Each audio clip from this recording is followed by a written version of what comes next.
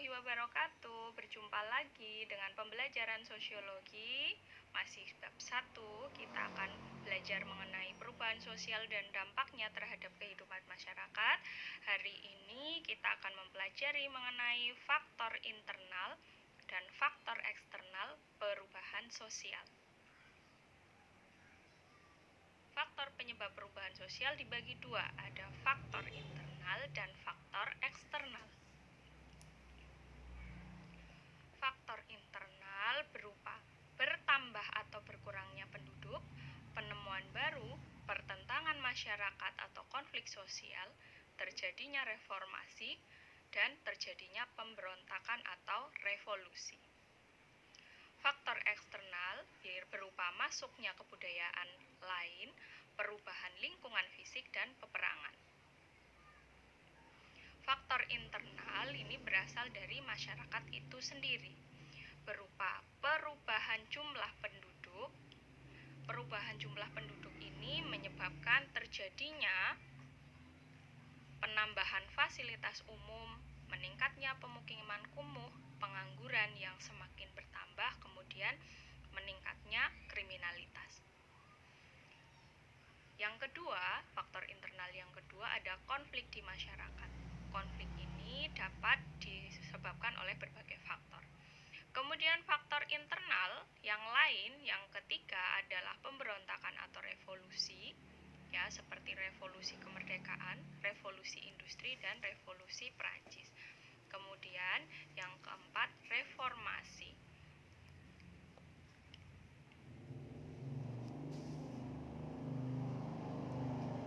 Yang kelima, penemuan baru.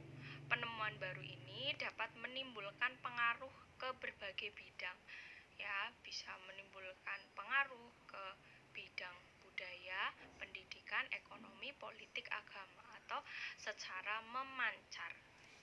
Misalnya penemuan internet, bidang ekonominya ada perdagangan secara online dan lain sebagainya. Kemudian yang kedua, penemuan baru juga dapat menjalar dari satu bidang ke bidang yang lain, seperti pada gambar P, kemudian merambat ke P2, merambat ke P3. Misalnya, penemuan pesawat tempur yang mempengaruhi sistem persenjataan dan sistem pertahanan. Kemudian beberapa penemuan baru juga dapat mengakibatkan satu jenis perubahan, seperti yang ada di gambar P1, P2, P3 mengakibatkan P, penemuan baru di salah satu bidang. Kemudian faktor eksternal, ya, faktor yang berasal dari luar. Yang pertama ada peperangan. Peperangan ini berdampak negatif, yaitu mengakibatkan kerusakan. Kemudian masuknya budaya luar. Dampak positifnya, masyarakatnya semakin disiplin, profesional, kreatif, dan menghargai waktu. Kemudian dampak negatifnya, semakin konsumtif, semakin hedonis, sekuler, dan perilaku seks bebas. Nah, yang masih terlewat sama Bu Timar adalah perubahan lingkungan fisik tadi, ya. Kemudian proses masuknya budaya dari luar itu melalui dua cara. Ada yang masuk secara damai, misalnya masuknya agama Hindu atau masuknya agama Islam ke Indonesia, dan masuk secara paksa atau penetrasi paksa, ya. Oke, demikian pembelajaran kita pada hari ini. See you soon.